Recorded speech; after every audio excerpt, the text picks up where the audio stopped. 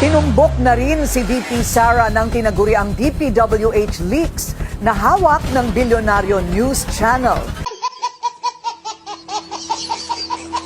Laman din ng dokumento ang kanyang kapatid na si Congressman Pulong Duterte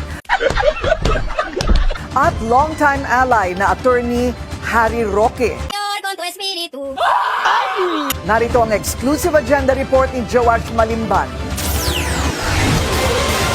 Aabot sa 16 line items worth 1 billion pesos ang umano'y requested projects ni Vice President Sara Duterte sa 2020 DPWH budget habang nakaupo siya bilang alkalde ng Davao City.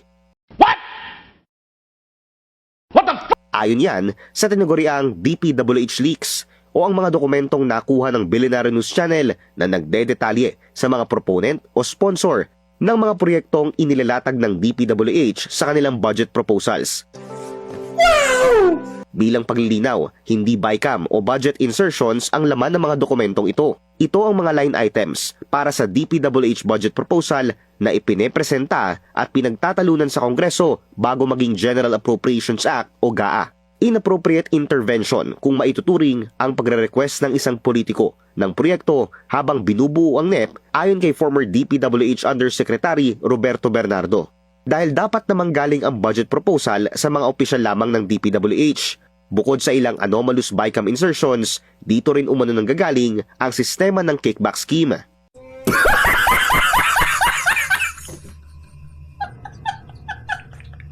Yusek Cabral would tell me that she would communicate and meet legislators to inform them of the amount of their allocations and ask them for titles of projects that they want to include in the DPWH budget. Sa pagsusuri ng Billionaire News Channel, tumagos sa 2020 GAA ang 16 requested projects ni VP Sara. Oh my God! Wow! Dalawa rito nakalista sa pangalang Mayor Sara Z. Duterte / RD Alan Borromeo, Region 11. Road projects ang lahat ng mga line item. 15 ang makikita sa Davao City, samantalang isa naman sa Davao del Sur. Bukod kay VP Sara, nakita rin namin ang pangalan ng kapatid nito na si Davao City Representative Paulo Duterte. 16 line items din ang umano'y requested ng kongresista na abot ang halaga sa mahigit 764 million pesos. What?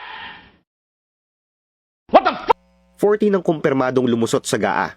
Ang 3 million pesos rehabilitation ng isang multipurpose building sa Davao City, nakita naming may kaparehong budget sa 2020 GAA. Pero completion na ang nakalagay rito at hindi rehabilitation.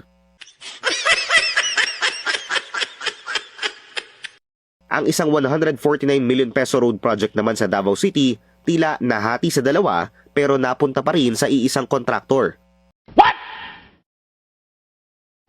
Lahat ng proyekto matatagpuan din sa Davao City. Samantala, 4 na proyekto rin ang nakalista kung saan ang nakalagay na proponent ay si former presidential spokesperson, Attorney Harry Roque. 2 ang tumagos sa GAA worth 2 million pesos each. Ang 4 na requested items ay matatagpuan sa Ifugao, Batangas, Cavite at Laguna. Sinsika pa namin kunin ang panig ng mga Duterte at ni Roque, pero wala pa silang tugon sa aming mga mensahe. Vice, you can do it. You were taking political science. You were willing to be a lawyer at one point. Sa totoo lang, would you consider running for the Senate? No. Why not? Hindi siya bukal sa kalooban ko. Hindi siya ang gusto ng puso ko. Hindi siya ang gusto kong gawin. Gusto kong magpatawa. Kung pupiliin ko yung public service, kailangan kong i-devote yung buong buhay ko sa public service. Nice. Ano yun, buong puso, buong buhay mong ibibigay dun sa public service eh. Hindi pwedeng gusto mo public servant ka pero gusto mo businessman ka din. Public servant ka pero gusto mo may-ari ka ng construction company. Public servant ka pero gusto mo inhinyero ka at contractor ka.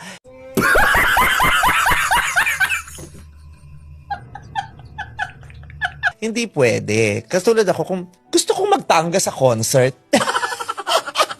gusto kong magpatawa sa TV, gusto kong gumawa ng pelikula. Pag sinabi kong, oh sige, magpa-public service na ako, kailangan talikuran ko ang paggawa sa pelikula. Wow! Unahin mo nga ang bansa mo kaysa sa pamilya mo. Pagkatapos ng Diyos, bansa. Pag public service ka, ha?